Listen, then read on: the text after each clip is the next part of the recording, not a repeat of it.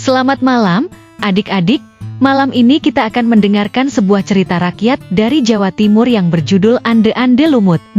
Kita mulai ceritanya. Alkisah, di suatu tempat sekitar Jawa Timur, berdirilah dua kerajaan yang bernama Kerajaan Jenggala yang dipimpin oleh Raja Jayanegara dan Kerajaan Kediri yang dipimpin oleh Raja Jayengrana. Konon katanya, dua kerajaan itu sebelumnya dijadikan satu kerajaan bernama Kahuripan. Sesaat sebelum kematian Raja Jayanegara, dirinya berpesan agar menyatukan kembali kerajaan itu. Kedua kerajaan pun bersepakat mematuhi wasiat itu dengan menikahkan pangeran dari Jenggala yang bernama Raden Panji Asmarabangun dengan Putri Dewi Sekartaji dari Kerajaan Kediri. Namun, keputusan itu ditentang oleh ibu tiri Putri Sekartaji. Ia lebih ingin putri kandungnya yang menikah dengan Raden Panji Asmarabangun. Untuk itu, dia memerintahkan seseorang menculik dan menyembunyikan Putri Sekartaji bersama ibu kandungnya. Ketika Raden Panji datang ke kerajaan, ia kecewa karena Putri Sekartaji tidak ada di sana. Ia bahkan juga menolak menikahi putri kandung dari ibu tiri Sekartaji yang bernama Intan Sari.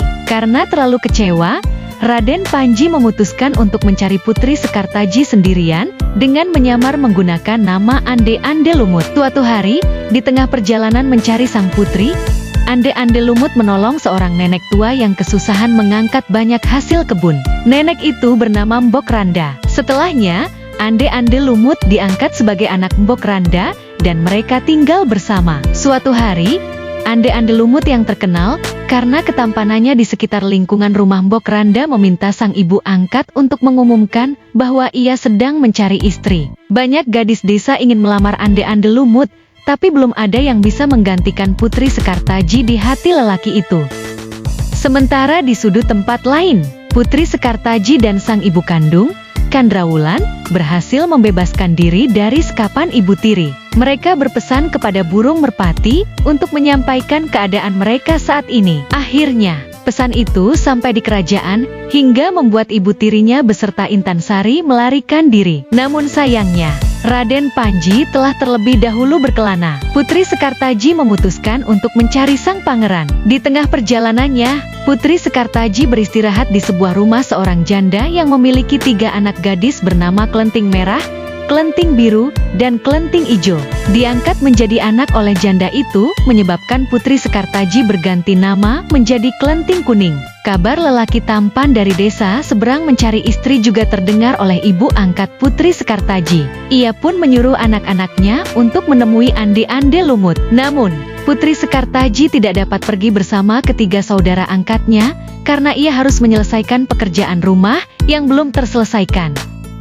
Ketiga saudara angkat Putri Sekartaji atau Klenting Kuning pun sampai di pinggir sungai. Tapi karena ketiadaan perahu, mereka meminta bantuan Yuyu Kakang dengan syarat harus mencium kepiting raksasa itu setelah sampai menyeberang sungai untuk menemui Ande-Ande Lumut. Karena tidak memiliki cara menyeberang yang lain, mereka setuju begitu saja. Sesampai di rumah, Ande-Ande Lumut menolak ketiganya karena mereka mau begitu saja dicium oleh Yuyu Kakang. Sementara itu, Klenting Kuning yang baru saja selesai dengan pekerjaannya segera menyusul ketiga Klenting yang lain. Ia juga meminta bantuan Yuyu Kakang. Namun, Klenting Kuning cukup cerdik. Sesampai di seberang sungai, ia mengoleskan tanah lumpur di pipinya, sehingga Yuyu Kakang menjadi jijik. Di sanalah, Raden Panji akhirnya bisa bertemu kembali dengan Putri Sekartaji, setelah sang putri mendatangi rumah Mbok Randa. Mereka pun kembali bersama-sama ke kerajaan dan mempersatukan kembali Kerajaan Jenggala dan Kerajaan Kediri. Itulah cerita tentang Ande-Ande Lumut dan Klenting Kuning. Dari cerita ini, kita belajar bahwa kesetiaan, cerdikan dan kebenaran selalu dihargai. Selamat malam, adik-adik. Semoga mimpi indah.